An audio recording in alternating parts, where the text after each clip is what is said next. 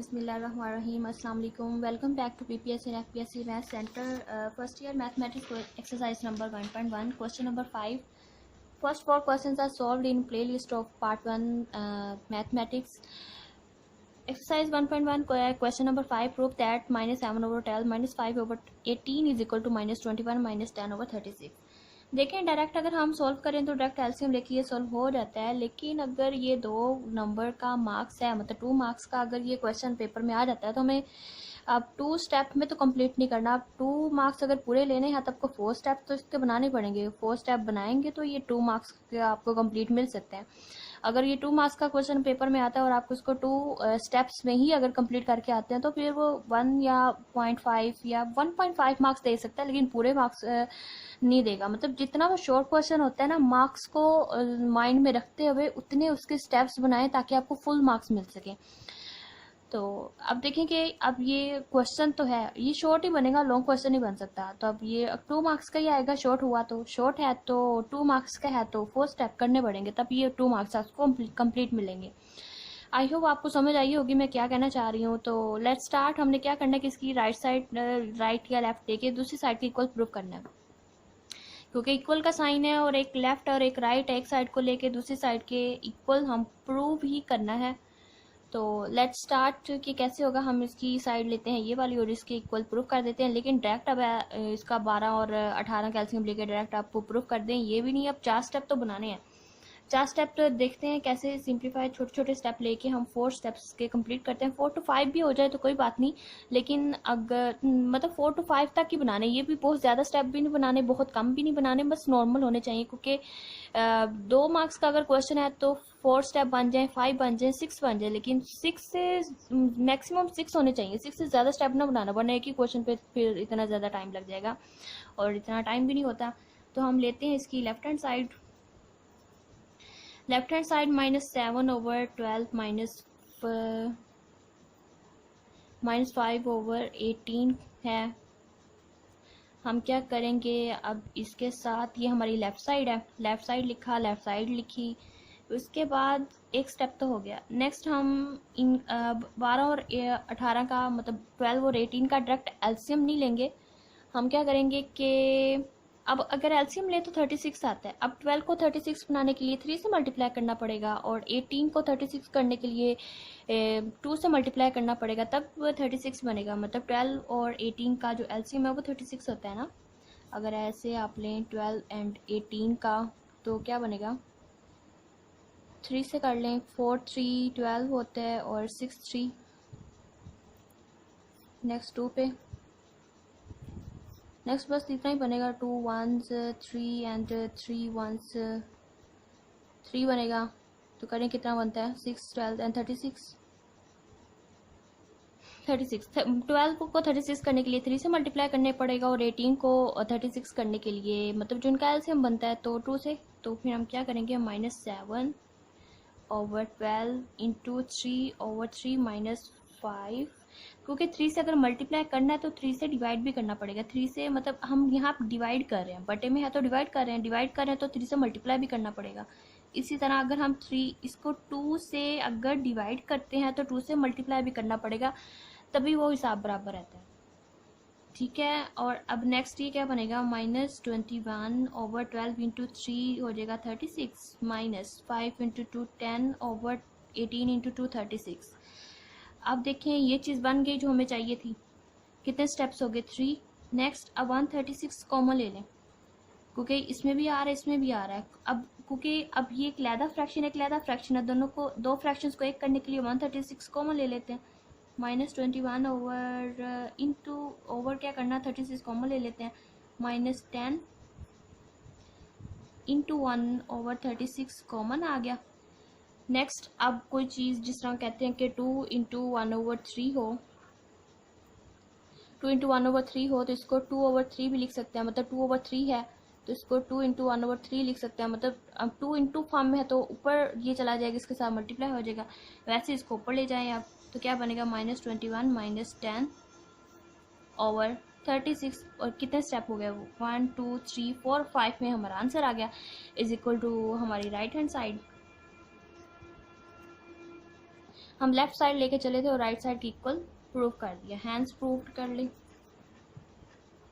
Prove करके नीचे एक लाइन भी लगाएं तो ज़्यादा अच्छा इंप्रेशन पड़ता है, ज़्यादा अच्छा क्वेश्चन बनता है। और इसका जो एग्जामिनर होता है वो अच्छा इंप्रेशन पड़ता है कि क्वेश्चन इसने लेफ्ट साइड लिखी, लेफ्ट इक्वल डाल के लेफ्ट साइड लिखी, फिर उसको सॉल्व करना शुरू किया, इज इक्वल इसने राइट साइड भी लिखा, फिर left hand side is equal to right hand side भी लिखा, मतलब जो लास्ट पे लिखते हैं left hand side is equal to right hand side लिख के फिर लिखते हैं कि हैंस प्रूव्ड, ये लाइन भी लगाते हैं तो बहुत अच्छा इंप्रेशन पड़ता है। इस तरह आपको अगर क्वेश्चन करके आते हैं, अगर ये 2 मार्क्स का क्वेश्चन हुआ तो आपको 2/2 मार्क्स ही मिलेंगे, हो ही नहीं सकता कहीं से 0.2 0.3 0.5 मार्क्स भी काट ले। तो ये फुल मार्क्स का क्वेश्चन है, ये सेम एज इट इज करके आना, ये वेरी इंपॉर्टेंट क्वेश्चन है, आ भी सकता है और आता भी अक्सर आता है। तो आप ये क्वेश्चन बहुत अच्छी तरह तैयार करना, आपको 2 मार्क्स तो फ्री में मिल जाएंगे इधर से। Let's start another question, question number 6।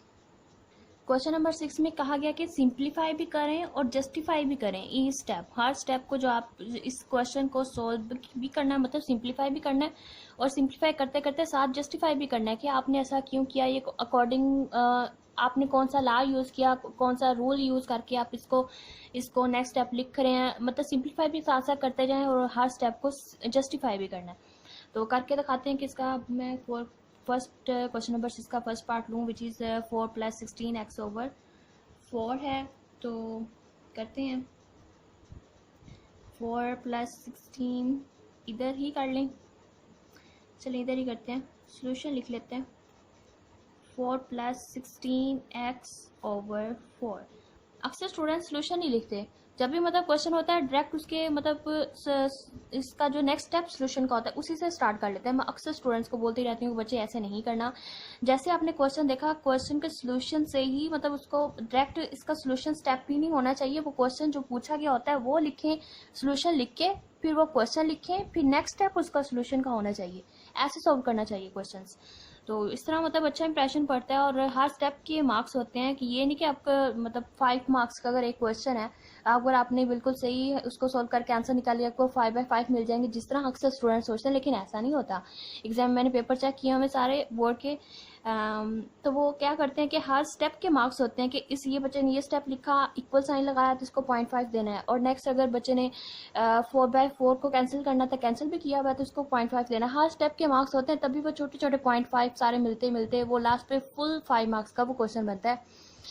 तो ये बात याद रखना, हर स्टेप के कोशिश किया करें कि क्वेश्चन का हर स्टेप लिख के आए, और वो भी मतलब बिल्कुल सही लिख के आए, तो पूरे मार्क्स तभी मिलते हैं। ये मार्क्स डिपेंड नहीं करता कि आपने सोल्यूशन सही लिखा और आंसर निकाला आपको मार्क्स मिल जाए, ऐसा बिल्कुल भी नहीं होता। तो ये सारी रूब्रिक होती है जो हमें दी जाती है एग्जामिनर्स को चेक करने के लिए, तो मैंने बोर्ड के पेपर चेक किए हुए तो ऐसे ही चेक होते हैं।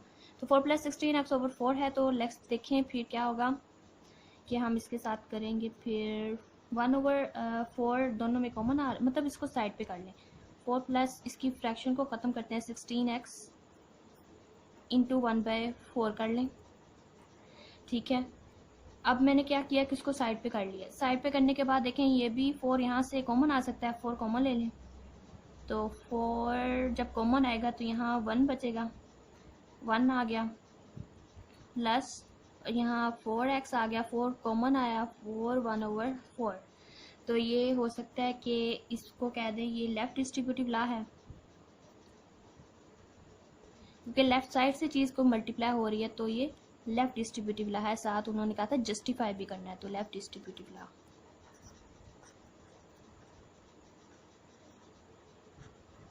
लेफ्ट डिस्ट्रीब्यूटिव लॉ, अगर कोई चीज़ किसी ब्रैकेट के लेफ्ट साइड से मल्टीप्लाई हो तो उसे लेफ्ट डिस्ट्रीब्यूटिव लॉ कहते हैं, अगर राइट साइड से मल्टीप्लाई हो रही है तो उसे राइट डिस्ट्रीब्यूटिव लॉ कहेंगे। अच्छा, इसके बाद हम क्या करेंगे कि 4 को 4 से कैंसिल करना है, 1 + 4x, तो इंटू सिर्फ 1 ही रह जाएगा। अब हमने कैंसिलेशन लॉ यूज़ किया है, तो इसे यहाँ लिखेंगे कि कैंसिलेशन लॉ हमने यूज़ कर रहे हैं साथ, कैंसिलेशन लॉ यूज़ हो गया। नेक्स्ट इससे 1 से मल्टीप्लाई होगा तो ये चीज़ वही रहेगी, 1 + 4x, और ये 1 जिससे मल्टीप्लाई होगा 1 वही रहेगा, और 1 इज़ द मल्टीप्लिकेटिव आइडेंटिटी, तो साथ लिखना भी है कि क्या है, मल्टीप्लिकेटिव आइडेंटिटी है कि जिससे भी मल्टीप्लाई होती है चीज़ वो वही रहती है, तो ये मल्टीप्लिकेटिव आइडेंटिटी है। बस क्वेश्चन सोल्व हो गया। मतलब हमने हर स्टेप को साथ जस्टिफाई भी करना था, सिंप्लीफाई भी किया इस क्वेश्चन को, ऐसे सिंप्लीफाई भी किया, साथ में जस्टिफाई भी करते रहे। इसका तो कोई मतलब है नहीं कि साइड पे है, तो ये बस एक रूल है मैथ का, तो इसलिए साथ में नहीं लिखा। मैथ रूल लिख लें, इसको साइड पे करके नेक्स्ट 4 कॉमन लिया, 4 कॉमन लेके लेफ्ट डिस्ट्रीब्यूटिव ला करवा दिया, और 1 जब इससे कैंसिल किया तो कैंसिलेशन ला। अब देखिए कैंसिलेशन ला हम यहाँ यूज करके 1 जो बाकी बचा वहाँ लिख रहे हैं ला, तो ये भी बच्चे कंफ्यूज हो जाते हैं कि कैंसिलेशन ला अगर हम यहाँ यूज करें यहाँ लिखना है या यहाँ लिखना है। जहाँ यूज करके अगला स्टेप बना है ना, ला यूज करके अगला स्टेप बना है, वहाँ अपने ला लिखना है कि हम कौन सा स्टेप यूज करके आगे पहुंचे हैं। तो आगे पहुंच के बताना है कि मैं कौन सा ला यूज करके आई हूँ, तो यहाँ लिखना है कैंसिलेशन ला, और 1 से मल्टीप्लाई आ गई, ये बचा। अब जहां आप पहुंचे हो वहां बताना है कि मैं क्या पीछे क्या करके आई हूँ, मल्टीप्लिकेटिव आइडेंटिटी यूज करके आई हूँ, तो यहाँ आपने लिखना है। कंफ्यूज नहीं होना है, ये भी बहुत कंफ्यूज होते हैं कि अब मैं यहाँ लिखूँ मल्टीप्लिकेटिव आइडेंटिटी या यहाँ लिखूँ, यहाँ यूज हो रही है, जहाँ यूज करके आप आगे आ गई हो, आगे आके बताना है कि पीछे कौन सी आइडेंटिटी कौन सा रूल यूज करके आए हैं। चलें, अब ये हो गया first, and second third fourth देखते हैं नेक्स्ट। सेकेंड पार्ट देखिए क्वेश्चन नंबर 6 का 1/4 प्लस 1/5 ओवर 1/4 माइनस 1/5। ये मतलब एक फ्रैक्शन है प्लस दूसरी फ्रैक्शन है, ओवरऑल ये होल फ्रैक्शन ओवर, मतलब नोमिनेटर में भी 2 फ्रैक्शन है और डिनोमिनेटर में भी 2 फ्रैक्शंस हैं। अब देखें इसको कैसे सोल्व करते हैं हम। ये क्वेश्चन भी ऐसे ही है जैसे अभी हमने ये वाला क्वेश्चन किया कि एक फ्रैक्शन दी थी, यहाँ तो नोमिनेटर डिनोमिनेटर दोनों में 2-2 फ्रैक्शंस हैं, तो कैसे करेंगे इसी तरह। अब पहले हम करेंगे इनके, कौन सा क्वेश्चन किया था वो, ये वाला क्वेश्चन, 2 फ्रैक्शंस थी तो उसको कैसे सॉल्व किया था।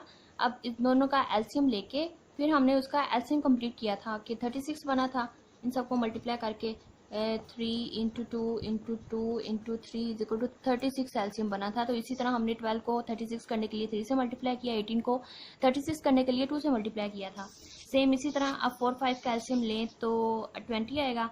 अब 4 को 20 करने के लिए 5 से मल्टीप्लाई करना पड़ेगा, 5 को 20 करने के लिए 4 से मल्टीप्लाई करना पड़ेगा। एलसीएम तो पता ही होगा 4 5 का कैसे आएगा, 4 5 एक दूसरे दोनों एक टेबल में नहीं आते, तो ये दोनों मल्टीप्लाई हो जाएंगे, 20 इसका एलसीएम आएगा। तो देखें कि नेक्स्ट फिर क्या करेंगे।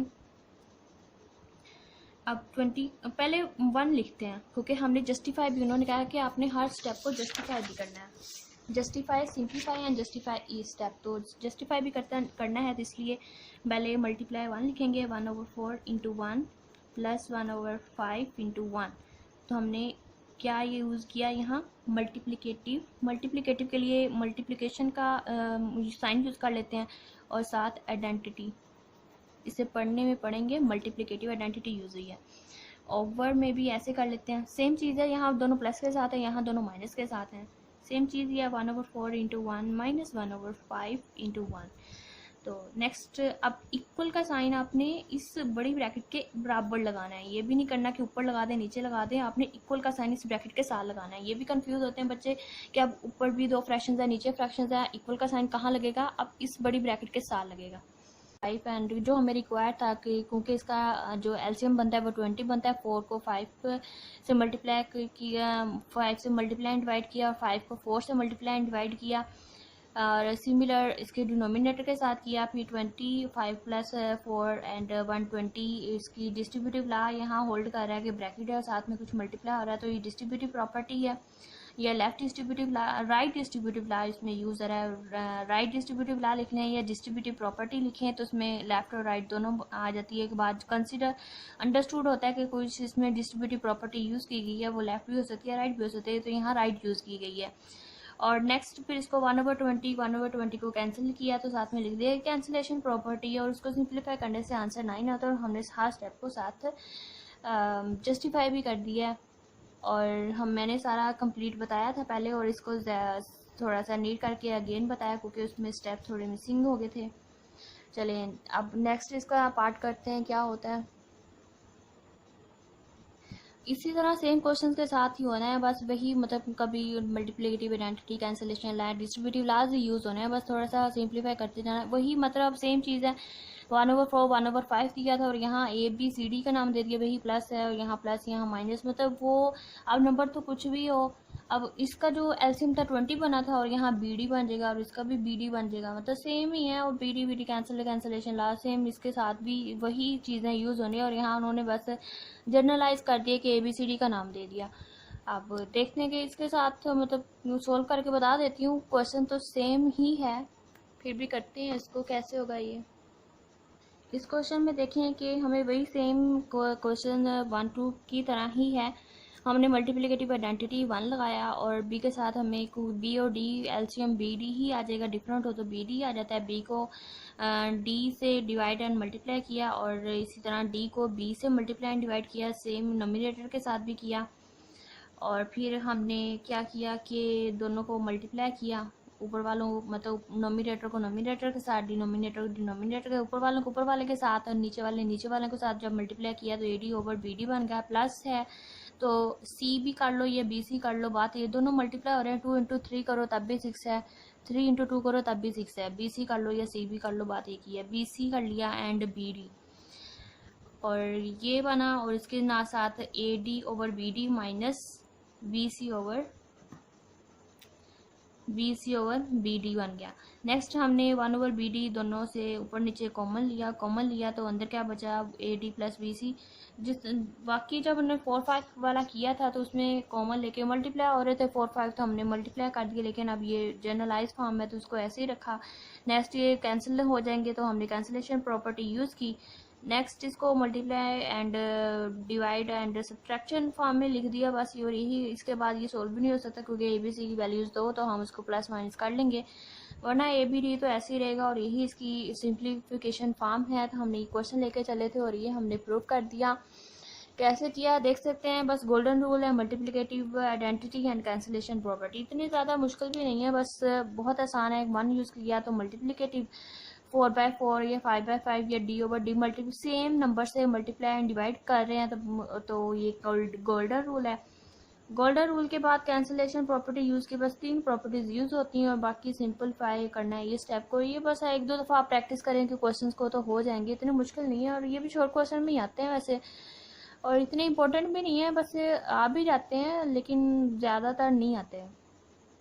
वेरी इजी है बच्चे। इसी क्वेश्चन से जो सिंपलीफाई करने वाले क्वेश्चन से ज़रा घबरा रहे होते कि कौन कौन सी 3 प्रॉपर्टीज यूज़ हुई हैं। कैंसिल किया तो कैंसिलेशन लिख दो, 1 लिखा है तो मल्टीप्लाई 1 लिखा है तो मल्टीप्लिकेटिव आइडेंटिटी लिख दो, और सेम नंबर से मल्टीप्लाई एंड डिवाइड किया तो गोल्डन रूल लिख दो। बस ये 3 प्रॉपर्टीज यूज़ होती हैं और बाकी तो मैथ के रूल्स ही हैं, तो इसलिए 7 प्रॉपर्टी वगैरह नहीं लिखी। बहुत आसान क्वेश्चन है, मुश्किल नहीं है। नेक्स्ट इसका लास्ट वन है, वो भी कर लेते हैं साथ के। लास्ट वन में क्या होता है, कहीं आप ये समझे कि पता नहीं इसमें क्या खास चीज़ थी और यही क्वेश्चन समझ नहीं आया। बच्चे ऐसे ही कर रहे होते हैं, जो भी क्वेश्चन एक छोड़ दिया जाए ना बच्चों, ये सारे मिलते जुलते हैं क्वेश्चन, इससे मिलता जुलता है, खुद कर लेना। बच्चे कह रहे होते हैं मीर जी यही सबसे ज़्यादा मुश्किल है जो आपने छोड़ा था, बाकी आसान थे जो आपने करवा दिए, और जो छोड़ा वही सबसे ज़्यादा मुश्किल था मैम। तो ठीक है, ये भी करवा देती हूँ, कहीं आप इसको मुश्किल तरीन ना समझें, और यही मुश्किल लगेगा भी वैसे अगर मैंने ना करवाया तो। देखिए कि मैंने कैसे किया। 1 over A minus 1 over B 1 minus 1 over A into 1 over B question था हमारे पास, और इसको मैंने क्या किया, सबसे पहले देखिए आप वो देखने की चीज़ है कि multiplicative identity, golden rule, distributive cancellation law, ये चारों रोल्स एंड आइडेंटिटीज़ ही बार बार यूज़ हो रही हैं, मतलब 4 क्वेश्चन में बार बार ये चीज़ें यूज़ हुई हैं। बस 1-2 दफ़ा आपको प्रैक्टिस की ज़रूरत है और आपको ये क्वेश्चन आ जाएंगे। ये भी नहीं करना कि एक दफ़ा किया और आपको आगे तो नेक्स्ट आपने नहीं करना। अगर कोई क्वेश्चन एक दफ़ा करने से आपको आता है तो उसको लाजमी 2 से 3 बार करो ताकि वो आपके फिंगर टिप पे हो जाए। नेक्स्ट आप जब भी करो तो उसको इजीली, ये ना हो कि आप फर्स्ट स्टेप लिखें, बहुत अच्छा आता है फर्स्ट स्टेप लिखें तो सेकंड याद ना आए, थर्ड तक पहुंच जाए तो फोर्थ स्टेप याद ना आए। तो अगर कोई क्वेश्चन आपको आ जाता है तो उसको 2-3 दफ़ा लाजमी प्रैक्टिस किया करें। तो जब मैं स्टूडेंट लाइफ में थी इस स्टेप पे, तो मैं जो क्वेश्चन आता था उसको 2 से 3 बार जुबानी मतलब बार बार करके देखती थी, ताकि वो अगर क्वेश्चन मुझे आ गया है तो मुझे वो इतनी अच्छी तरह आए कि जब मैं पेपर में करने बैठूँ तो मुझे वो मुकम्मल क्वेश्चन करके आऊँ। ये ना हो पेपर में बैठे एक स्टेप किया तो दूसरा याद नहीं आ रहा, दूसरा लिख लिया तो तीसरा याद नहीं आ रहा। तो पहले तो कहते बहुत अच्छा याद है, बहुत अच्छा क्वेश्चन में पेपर में क्वेश्चन देखते ही हो ये तो बहुत अच्छा तैयार है, लिखना स्टार्ट किया तो पहले स्टेप के बाद दूसरे स्टेप नहीं याद आता। अगर कोई क्वेश्चन आ जाता मतलब उसको प्रैक्टिस 2 से 3 बार तो लाजमी उसको करके देखा करें, जुबानी करके देखा करें। एक दफ़ा गाइड बुक, हैंड बुक या नोट्स वगैरह से देख लें। नेक्स्ट उसको ज़ुबानी ज़रूर करके देखा करें। क्वेश्चन को फिंगर टिप पे होना चाहिए। अगर कोई क्वेश्चन आपको किया है, क्वेश्चन आपको हमेशा वही याद रहते हैं जो आपकी पेंसिल की नोक से निकलते हैं, ये मेरे टीचर्स कहते थे। और मैं हर क्वेश्चन को लिखती थी। ये नहीं कि क्वेश्चन देखने से आ गया तो बस आ गया, उसको लिखना ज़रूर होता था। बेशक आ गया तो उसको करके देखो कि वाकई आ गया। अच्छा, ये क्वेश्चन देखते हैं कि क्या है इसमें। फिर हमने मल्टीप्लिकेट आइडेंटिटी यूज़ की कि 1 के साथ मल्टीप्लाई एंड डिवाइड किया। नेक्स्ट हमने फिर गोल्डन रूल लगाया। बी से ए के साथ हमें बी चाहिए क्योंकि इसका सेम ए भी है, तो ए को बी के साथ मल्टीप्लाई एंड डिवाइड किया और बी को ए के साथ मल्टीप्लाई एंड डिवाइड किया, ऊपर नीचे सेम। और इसके साथ तो ए बी इकट्ठा ही है, तो इसलिए इसको फिर ए बी से मल्टीप्लाई एंड डिवाइड किया इस नीचे वाले 1 के साथ। नेक्स्ट हमने क्या किया कि इसको बी से मल्टीप्लाई किया और ये ए बी बन गया बी ओवर ए बी, और ये ए ओवर बी ए बी बन गया या बी ए बन गया, बात एक ही होती है। मतलब 2 इंटू 3 कर लो तब भी 6 है, 3 इंटू 2 करो तब भी 6 है। ये मैथ का रूल है कम्यूटेटिव, मतलब इसमें होर करता है कि अरेंज नंबर्स के अरेंजमेंट से फ़र्क नहीं पड़ता, बात वही होती है। इस तरह बी ए करें या ए बी करें, बात एक ही है। नेक्स्ट हमने B over A B minus, तो ये बना। नेक्स्ट हमने क्या किया कि 1 ओवर ए बी कॉमन लिया दोनों से। 1 ओवर ए बी इसमें भी आ रहा है, A B 1 over A B, और इसमें भी कॉमन लिया, तो ये हो गया डिस्ट्रीब्यूटिव लॉ। वही 3-4 रूल्स हैं, बार बार यूज़ हो रहे हैं, मुश्किल नहीं है, आसान ही है कि हर क्वेश्चन में डिफरेंट बात भी नहीं है, सेम बात चारों में सेम बातें यूज़ हुई है। बस बच्चे इसी लैदा जो रूल्स डिस्ट्रीब्यूटिव लॉस देख के ज़रा कंफ्यूज हो जाते हैं। बहुत आसान है, सेम चीज़ यूज़ हो रही है, बिल्कुल डरना नहीं है, लड़ना है। 1 ओवर ए बी तो अच्छा कैंसिल हो जाएंगे, फिर कैंसिलेशन ला यूज़ किया और बाकी जो बचा है वो को सिंप्लीफिकेशन हो गई गिवन क्वेश्चन की। और अब हमारे हो चुके हैं 1.1 एक्सरसाइज कंप्लीट हो गई है सारी, हमने कर ली। इसका हर क्वेश्चन इस स्टेप के साथ कंप्लीट हो चुका है। नेक्स्ट हम 1.2 इंशाल्लाह जल्द स्टार्ट करेंगे। अगर समझ आ रही है तो ज़रूर कमेंट सेक्शन में बताना, एंड लाइक ज़रूर करना और शेयर करना विद योर फ्रेंड्स, और मुझे ज़रूर बताना कि कैसा जा रहा है। और साथ आपको मार्क पेपर की डिस्ट्रीब्यूशन भी बता रही हूँ कि पेपर में मार्क्स डिस्ट्रीब्यूशन क्या होती है, कैसे कैसे मार्क्स मिलते हैं, कहाँ से कटते हैं, कहाँ से बनते हैं। अगर अच्छा मुझे परफॉर्मेंस मिली कि लोगों को कुछ फ़ायदा हो रहा है तो नेक्स्ट में इंशाल्लाह फुल बुक मैं करवाऊंगी मैथ की, first and second year. Matric भी मैंने स्टार्ट लिया था, उसका इतना ख़ास रिस्पॉन्स नहीं मिला तो मैट्रिक को मैंने नेक्स्ट नहीं लिया। एफएससी स्टार्ट लिया, इसका थोड़ा सा अच्छा रिस्पॉन्स मिल रहा है तो कर रही हूँ। अगर जैसे ना मिला तो फिर मैं मास्टर लेवल मैंने स्टार्ट किया हुआ था, जो मेरे चैनल का नाम भी है, पर्पस भी है, उसको कैरी करेंगे। लेकिन इसकी कुछ डिमांड्स आई तो मैंने स्टार्ट किया, लेकिन अब देखते हैं रिस्पॉन्स कैसा मिलता है। और मैंने पूरी मेहनत से हर स्टेप को किया, देखते हैं कैसे लोग रिपोर्ट